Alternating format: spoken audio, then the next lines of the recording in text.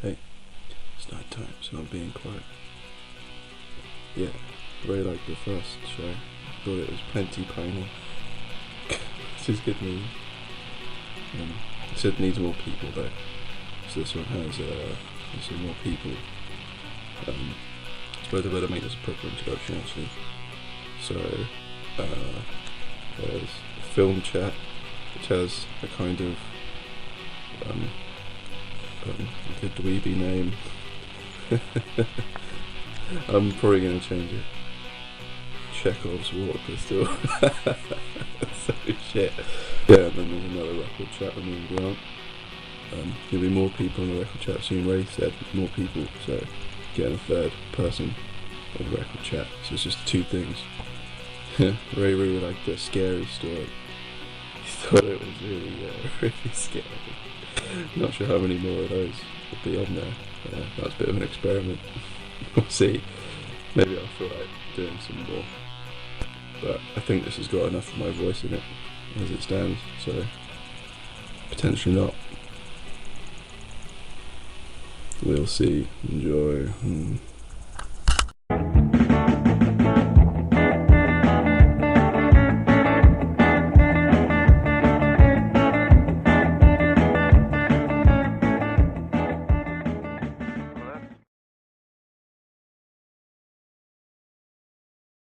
Hey, it's Chekhov's War Pistol. I have three people, myself included. And we each watch a third of a film. Today, it's Beachballs. I'd be surprised if you have heard of this. An American film from 1988. I'm joined here today by Hannah, who likes films, yeah? I like films. And Tomris, who has a degree about films. Partly. The best part is about films. Right. Okay. I did a module in film. And Hannah also did a module in films. I should speak for herself. I watched some super weird avant-garde stuff. Yeah. Good one. Yeah. Can we piece together what happens in the other two parts based on our single viewing of one part? Hannah did the first part of Beachballs. It's like an early, very, very poor, slightly conservative attempt at something verging on like American Pie. Oh my god, I was literally waiting for you to say that. Summer vacation, and Charlie has some simple desires. All I want is that girl on a guitar. But two things stand between him: his basic needs Repressed sexual tension. and a perfect chance to make a lot of money. I want to talk to you. Goodbye, Mrs. Cleaver. Say hi to Ward for me. First, there's his concerned parents. Your father and I are going away tomorrow. Second is his conniving sister. There happens to be a moral decline in this country. There will be no drinking, no overnight guests, and no parties. Is that understood? Hush! It's Beachballs, Radical! They're here. and you're all invited. Really do. Don't touch your fingers to your mouth. Weird. Can't take him anywhere. What's the first part really all about? Like, Hannah will go, then I'll go because I watched the middle part, and then Thomas watched the very end. So, alright, cool, shoot. So, let me paint a picture for you. Okay, please do. Let me paint a picture. We are here with the opening credits. Imagine panning shots across not only this beautiful Californian beach full of only very fit, beautiful people, but also lots and lots of close-ups of people playing sport and working out in not much by way of clothing. And over the top of this we have some guitar music, which as soon as I heard the music come in, I wrote cheesy guitar music, which you can imagine we're about to see some girls in neon bikinis. Any titular beach balls yet? I don't think we saw any beach balls at all. One other note about, so we're seeing a lot of people, it's busy beach, it's setting the scene. You can't yet quite tell who the main character is going to be. There's just a lot of white people. There are so many white people in these opening credits. And then they cut to a shot of a small a little girl and a little boy. The little girl's black and the little boy's East Asian, just walking along next to each other, and they linger on this shot for quite a while. And it's like, diversity. Diverse cast. Yeah. This little boy and little girl, as far as I'm aware, never appear again. So please correct me if I'm wrong.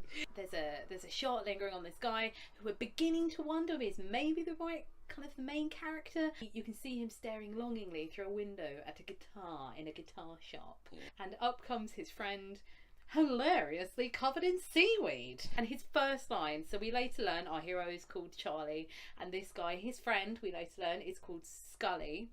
He seems to be like the LOL friend, but his first line is, "The waves are harshing my mellow." And so then they go on to have this conversation about a hot girl who we later learn is called Whitney. But I think it's really important to kind of point out here that they have this whole conversation. So one thing, not to spoil the rest of this opening for you, but one thing that I learned about this film is, my God, they go in for exposition. That they do not want to let the audience try and work anything out. They really want you to understand, just in case you missed the joke. They really want you to understand. They're so firing it home. They have this whole conversation about this girl, which leads us to understand that our hero Charlie has been in love with this girl for 3 years, and he's never talked to her. Every summer he sees her, but then his friend says, "Oh, but she only likes guys in bands." That's why he wants a guitar. We now understand. But it's really uncomfortable because there's then lots of shots of her, running joyously into the waves in her bikini and jumping about in the waves. And Charlie says, "I don't even know her name." And Scully says, "Oh, it doesn't matter. Her name is Woman." And I was not on board with this film anymore. Because up until this point, you were game. So then we have one uncomfortable point of objectification, and then we learn that Charlie's sister's on the beach and in love with the hunky lifeguard. And then straight after this, there are gratuitous bare breasts everywhere, lots and lots of boobs, with girls running across the beach with no bikini tops on, with boobs akimbo, flailing about everywhere. So there were lots of boobs. I literally wrote boobs in capital letters in my notes. Cementing its status as a VHS classic. VHS classic. Oh, this was straight to video, wasn't it? They then bump into some punks who appear to exist only for exposition and to be a point of kind of conflict. Bad guys.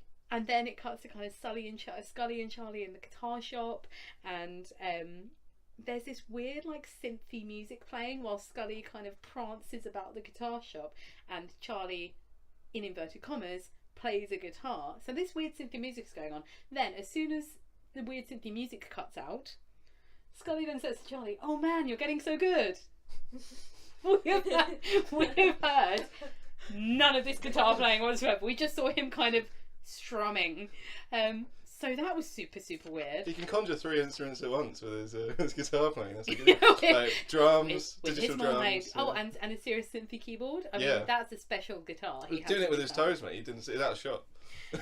And in this, and in the guitar shop, there is also this whole weird thing where there's this girl kind of hitting some drums, and the guitar shop owner's like, "Stop that, you punk!" And then and she's in a bikini, by the way, obviously. Yeah. And then this other girl is playing the guitar very badly. He's like, "Hey, I thought I told you to stop it." And then it turns out they're twins. And then he chases them out of the shop going, "You young punks!" And they're on roller skates in their bikinis rolling out the shop.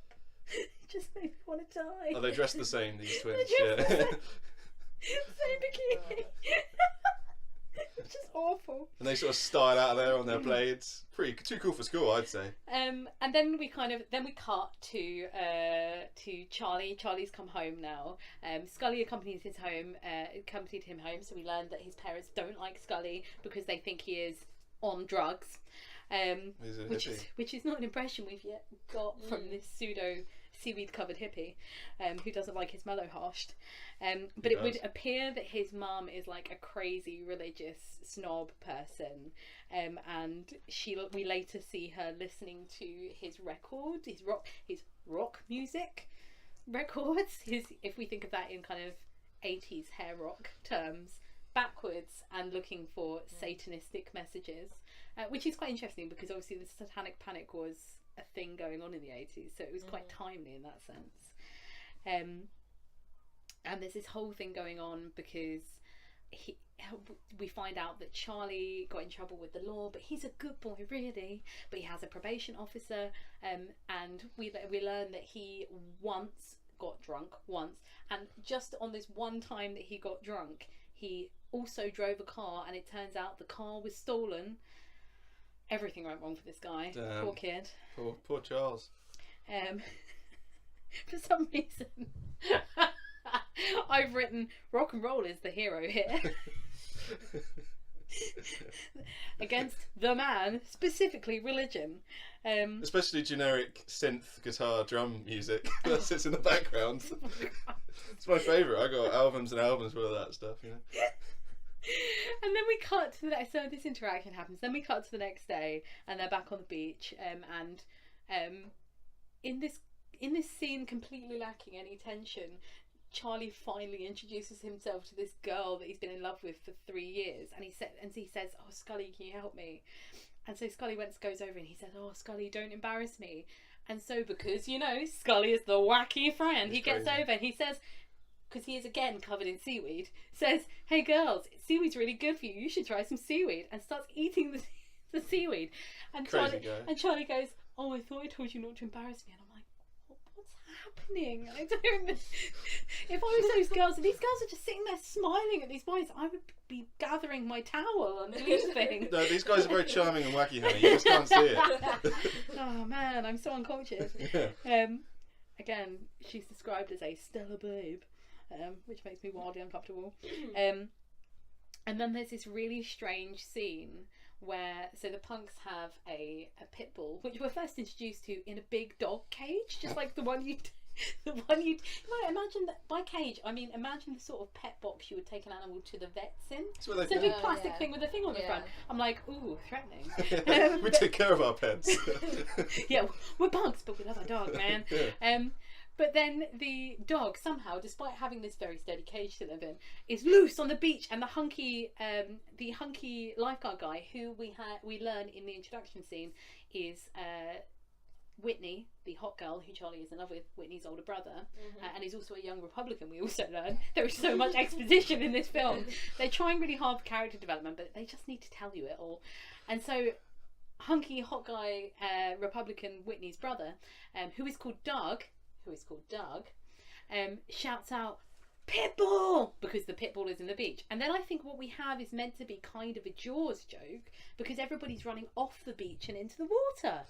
So that's almost funny. I was like, oh, this is almost quite funny. Do you think it was on purpose, or? I think it might have been, because they then ruin it being almost funny by Scully being wacky and shouting, "Shark!" So then you have these people running out of the water, but then there's a dog on the beach, and running back into the water, but he shouted "shark," and Scully's like, there was no sound effect here, and we need to talk about the sound in a minute, but there was no sound effect here, but it was almost like doo doo doo doo, with like Scully shrugging and looking into the camera. He's it crazy. Wasn't actually, but they really should have done that, because that was his moment. He's so wacky, this guy. And then my next note is literally, they are not even trying with the sound in this film. The dog, there is like a shot of the dog panting, but they're playing like growling and like snarling dog noises over it, and then when the dog is taken away in some kind of van, there's obviously a little bit of they have a shot of a crowd applauding the van going away, but it's the sound of a stadium applauding.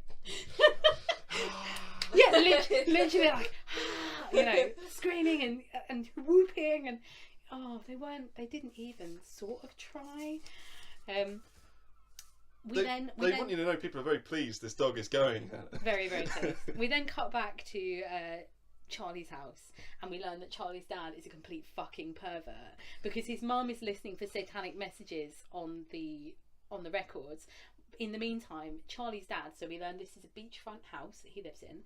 Charlie's dad is peering out of closed curtains with binoculars at girls in bikinis on the beach. I've then made the note, this film is almost painfully unfunny.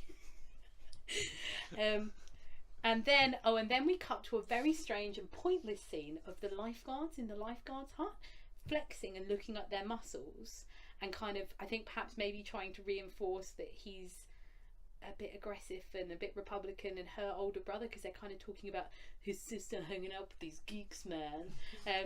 And then this really strange thing happens where Doug, her brother's friend, so Doug is the brother, and then the friend goes into Doug's desk in the lifeguard hut to get something, and Doug gets really, really possessive about it. And I think, oh, what's he hiding? Is he gay? Does he have drugs? Oh my god, the young Republican. No, he's just got porn in his desk, just like normal porn in his desk. He's like, I don't like people going through my things. But the friend does not react to this at all. He's just like, oh, sorry, man. Like, fuck. No, that's right. That seems like a reasonable reaction. That's totally fine. But my note for this was in all caps: lifeguard has porn in his desk. OMG. And then what was that huge scene in the lifeguard hut for? I don't understand. Was it to reinforce his name was Doug? I don't know. It was very strange. And then we cut back to Charlie's house, because apparently this film doesn't like to make any narrative sense. And it turns out that despite his parents being super controlling and weird, i.e. his mum is a complete religious nut who's listening to his music backwards to see if it's containing satanic messages, his parents are going away for a week and leaving them in charge of the house. Obviously, no drugs, guys, no alcohol. Older sister, who is almost hilariously sarcastic, like every word she says, her whole body kind of twitches from side to side in a sort of like sassy fashion. It's really good acting, Hannah. I don't know what you're talking about. Sorry, our listeners can't actually see my whole body moving in a sassy fashion. So it's really confusing, and there's this really horrible, like, Charlie's not on the screen when he says this, but he says, oh Dad, you'll love New York, there's loads of hot women there. What? This is our family dinner. It's super weird. So then we cut to Charlie and Scully going to a club, it would seem, because when Charlie and Whitney when they introduced, she said, oh, do you know such and such, this guitarist from this band? And he said, oh yeah, I know him. She said, oh, can you introduce me? And so he agrees to at this club that night. And Whitney has a friend called Tony. And I think Tony is meant to be the slightly unattractive partner to Whitney, in the same way that Scully, but without being funny, in the same way that Scully is the unattractive screwball partner to Charlie, who's this kind of very Californian looking guy. And so they go into the club, and then the lifeguards arrive, and they're like mussing through, and they literally use the word geeks. They're like, oh man, look at all these geeks, gotta get my sister out of here. And then there's this really strange moment where Whitney's going, oh, like, Charlie, like, can we go meet the guitarist is called Keith, because apparently that used to be a sexy name. They go backstage, like Whitney and Charlie go backstage to go and find Keith, and he opens the dressing room door a bit, and Charlie peers in, and Keith is having very gratuitous sex that's mostly just boobs with this girl. But instead of it being this, you know, oopsie-daisy scene that it would be in, say, a Carry On film, where it's like, whoop, and it would never be quite that gratuitous. But, you know.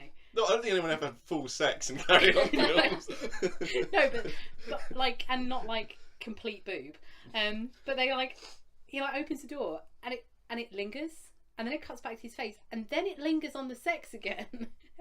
And it becomes really uncomfortably voyeuristic and bit weird. And so he closes the door, and she's like, oh, is he in there? He goes, not quite. It's like, oh my god. So then they go and wait by the stage door, and this band, who are wearing a sort of tank tops, but mostly just kind of ripped bits of fabric, and they have as much hair as you've ever seen on a clean shaven man. And there's a lot of muscle on show and tight trousers. So the band file past, come on stage, and Keith is last, of course. Charlie introduces Whitney to Keith, and it's, for the viewer, it's again another really weird scene, because it's just an introduction. It just goes, oh, this is my friend Whitney, and Keith goes, oh, like, rad, great to meet you, and then goes on stage. That's it. And then we cut to this extremely, extremely, extremely long scene of them playing what I would assume is a Hollywood exec, an old Hollywood exec in the 80s interpretation of what rock music is. It's a song called Time to Rock, which is I inferred from the song is that was most of the lyrics. And we Sounds see everyone in the club, or I've written our heroes, dance like your dad at a wedding. It's very, very uncomfortable. Nobody's touching. And there are only, and I've written, this scene is painfully dull. There are like 20 people in this club. So it's this really awkward empty gig with everyone just kind of boogieing. And then the lifeguards arrive and you think maybe there's going to be a fight. And then for some reason, Keith, lead singer and guitarist in the band, who was having the gratuitous sex, when we think this fight's going to happen between the lifeguards, Doug, and our hero, Charlie, says, this song is dedicated to Mock. He's like one of the punks, and he's the slightly crazy one that owns the pit bull. Mock's mother from Doug. And he repeats it like 3 times. We have no idea how this dedication has happened. These people don't seem to know each other. But this seems to make Mock very, very angry. And he appears to be the unhinged one in the punks. Because this strange thing happens where he then kind of comes up very, very close to Doug, our lifeguard. And then I think this was just like a sound effect they wanted to use. Because he then just opens his mouth and makes a demon scream. Oh like a genuine demon scream in Doug's face, which makes Doug leave. Just the Wilhelm scream. It's not angry, he just leaves, just walks away. No reaction. No reaction whatsoever. He just kind of, his eyes go a bit wide and they leave. Like it doesn't make any sense at all. Demon scream at me, I'm taking this. We then cut to another very strange scene after this night, which is a restaurant with Charlie and Scully are having some lunch, and there's all these rainforest noises going on. Alright, so again, I'm assuming some sound effects they just wanted to use. Yeah, it's a fun game. And Scully's and Charlie's talking about, it's quite sweet actually, because Charlie does acknowledge that he feels like he's being used, and I'm like, oh, that's quite emotionally, it's close to being poignant. That's lovely. But then he's like, oh man, I need to buy a guitar and an amp. And then Scully does this weird metaphor about a burger that I really didn't understand at all. So we then cut back to this scene on the beach. And it's really, really unclear. And then there's a little bit of character building for Whitney, because they have a pointless conversation about how Whitney likes to read. So that's We're starting to overlap now. So do you want to hear Predictions, please. my predictions? So I think there will be a fight between Charlie and Doug that lands Charlie in trouble with his probation officer, but that makes him more attractive to Whitney. I think that Tony has some conversation at some point about how she feels fat and or ugly. Charlie's dad will be caught in bed with a 20-year-old, so the mum gets drunk and sleeps with Keith from the band. There is probably going to be some slightly creepy voyeuristic sex somewhere. I think Charlie and Whitney are going to get together, and I've also written boobs.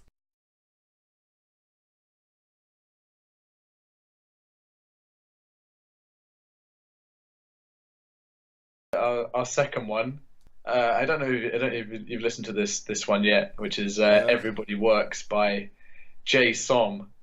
This is just polar opposite comments. It's just very pleasant, silky bedroom rock. It's lovely. I really like it. Yeah. I thought you might. In the past, you've talked about bands like Girlpool.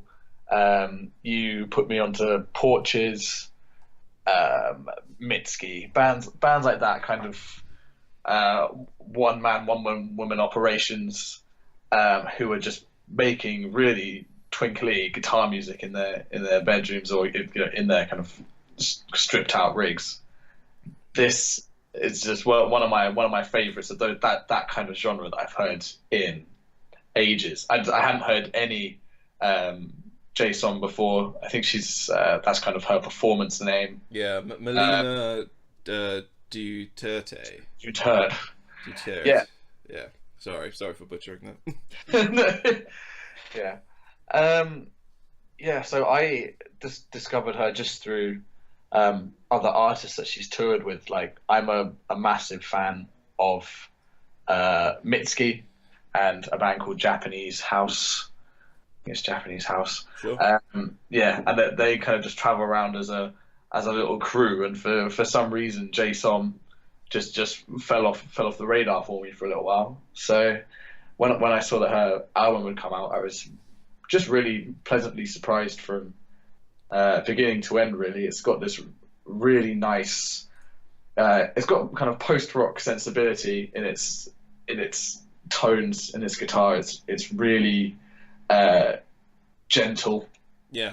The opening and the closing tracks are just like drenched in delay and this really nice reverb. Just super pleasant. It's come out right at the start. Spring. It just feels intentional. It feels like this light, hopeful record. That's just great. There are definitely some records that come out at times where you you sort of you remember the time of year, and you put it on and say it, it's like a nice, especially when you're coming out of winter and you're coming into spring, and sometimes the sun's out a little bit more than it was, and say this just came in the post, or you just went out and bought it. I remember it was when we were planning to do this that I was already familiar with Brutalism, but Grant suggested doing this, and I hadn't heard it before. And when I put it on, I sort of I set aside some time. I was going to listen to the whole thing, and I still remember sort of it was like midday, like midweek, and it was a lovely day. Like a Disney scene. Bluebirds came in. And... yeah, help me do the washing up. Yeah, it was great. Sorry, that's a really twee joke. Sorry. No, but not at all. Talking about that kind of phenomenon of associating albums with times of year. Like, I would never listen to a band like Deftones or something in the summertime, whereas as soon as it's like September time and shit's getting cold, I'm like, got to crack out that self-titled. I'm not just saying this to be contrarian, man, but I feel the total opposite. The total opposite. Deftones to me is a summer band. So Deftones is too hot. Is what Deftones is. No, Deftones are frosty and dark. Oh no, it's not. It's LA. Deftones is California for me. No, I know you sent me Minerva the other day, and I was like, this is nice, but it'd be really nice if it was October, man. It's because the sun came out. The sun came out, and I started thinking about Deftones. I can't do it. They're too. Yeah, we've got our brains just wired Deftones slightly differently to different parts, I think. Yeah. That's great. We'll take it in turns. Yeah, well, is that at least at one point or another in the year, one of us is listening to Deftones. Yeah, I'm entering that phase now as you're going to bed. Yes, yeah, I'm done. I'm moving into twinkly dream pop and indie. And you're like, get out the 7-string. Yeah, 8-string. Fucking hell. Is it 8 string? He moved on to, was it Stephen Carpenter? Yeah, no, Stephen Carpenter. I can't remember. Yeah, Steph. Yeah. But, Does he what? Has an 8-string. That's a lot of strings. That's just absurd. Yeah, he's a cool guy. Sounds great. He's a good guitarist. Yeah, sounds great. Sounds great. It does sound great. Anyway, the album opens with Lipstick Stains, which is very atmospheric. It is. It's very, very pleasant. I mean, it's a great opening.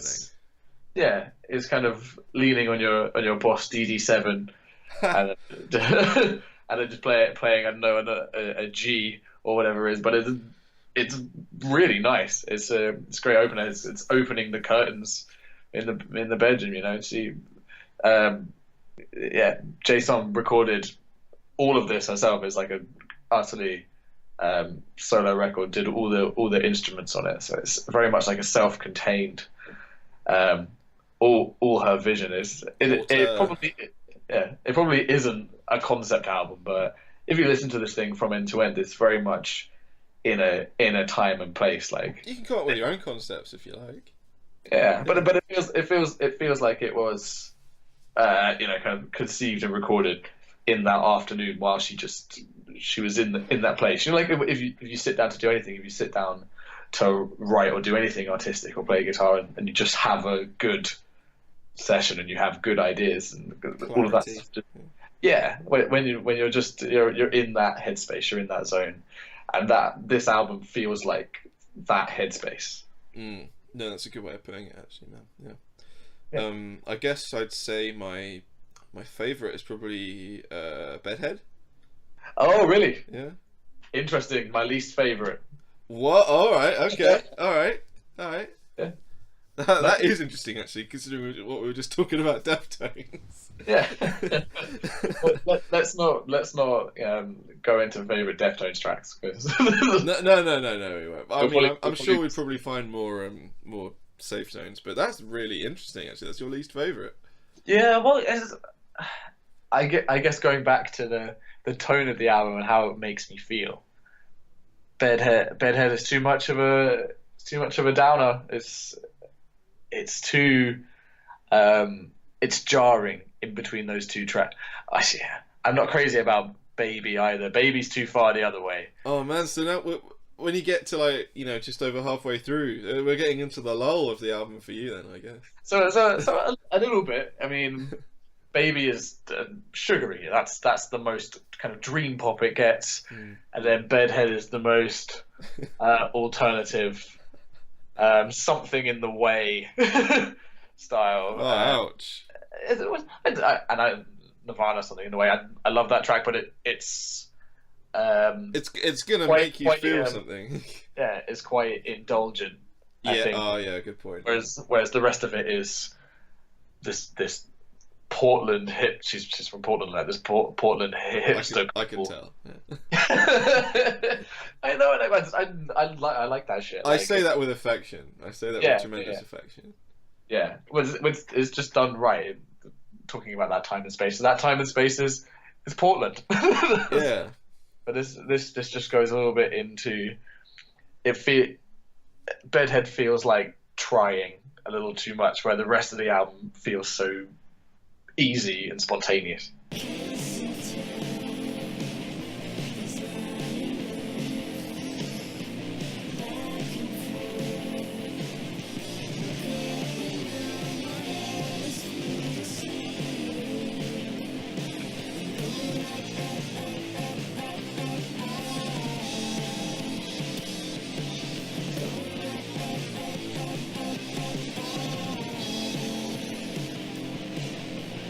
Sort of, I don't know if you played it in that clip, but the atonal guitar solo in the middle. That's what sells it to me. I love that.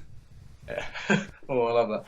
And it also really reminds me of another band who they're getting around. I think they toured with Girlpool last year, called Monster Treasure. They have a song called The Salt, which is very much the same vein. It really reminded me of this track, but just kind of different coasts. The best things in life are acquired taste, basically. But okay, let's get to Bedhead.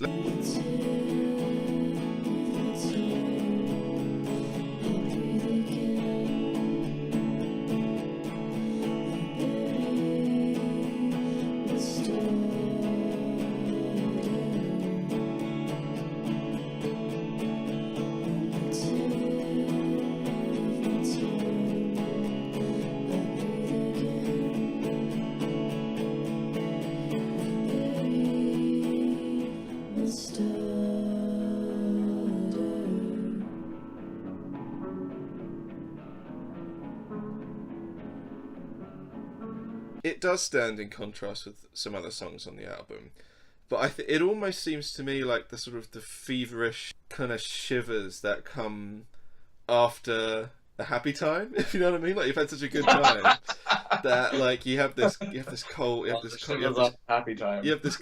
moment of like introspection, and I kind of think it is a little bit beautiful, and especially taken in context with the rest of the album. I wouldn't want to be without it if I was listening to the album in its entirety. On its own, maybe it's, you know, a little bit subdued, maybe, but I quite like that. I quite like that. Yeah, it's definitely the other tracks are definite shades of one another. It's very much variations on a theme, and Bedhead maybe just takes that curve a little further down, a bit more of that darkness, actual kind of rawer feeling, rather than this the sort of dreaminess, this floatiness that comes over the rest of the album. It's the guitar tone. It's too Yeah, it sounds muted. evil. Yeah, yeah. It's hard for me to like justify it on some sort of objective way. I think just personally, there's just something about it that's beyond explanation as to why I like it so much. You know. I like the happier stuff. Everybody Works on this album is great.